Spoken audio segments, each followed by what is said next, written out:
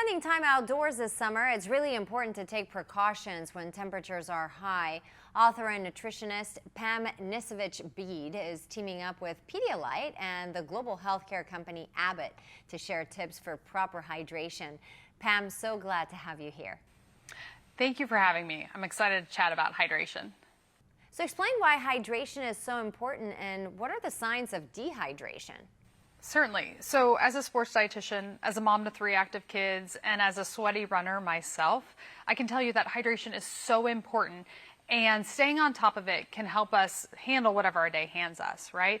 Because 60 to 70% of our bodies are made up of fluid, and losing just 2% of our body weight due to dehydration can really set us back. So we might feel tired, fatigued, irritable, we might feel a bit dizzy, have a headache due to dehydration, and thirst is not always our best indicator of when we need to add in fluids. So we want to stay on top of our fluid intake throughout the day and be really proactive.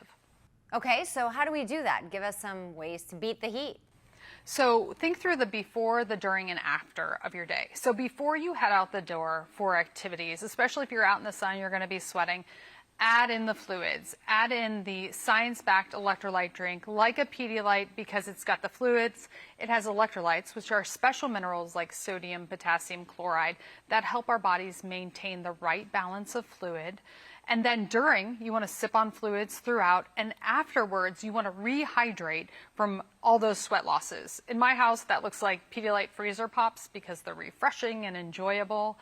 And throughout the day, too, we can snack on foods that add in almost 20% of our daily fluid intake. So thinking through the fruit and the vegetable intake, and a lot of fruits and vegetables are up to 90% water, plus they're adding in vitamins, minerals, electrolytes, fiber that we need. So all these items together really help us on the right path towards staying hydrated and nourished. So many options. What are some other ways to hydrate?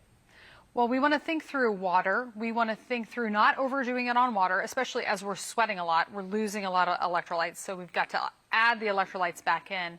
We want to pause before we do too many sugary drinks. So a lot of sugary drinks, the pops, the juices, etc., they hamper the hydration process. They may be a great choice for you or for energy, but they're not a great choice for hydration. So when you're thinking through hydration, think through the Pedialyte, think through adding in the electrolytes, skipping the sugary drinks, and be proactive about that hydration. Before, during, after, throughout the day, just adding those fluids back in, especially if you're out and about in that summer heat. Good to know. Is there anything else people can do to cool off?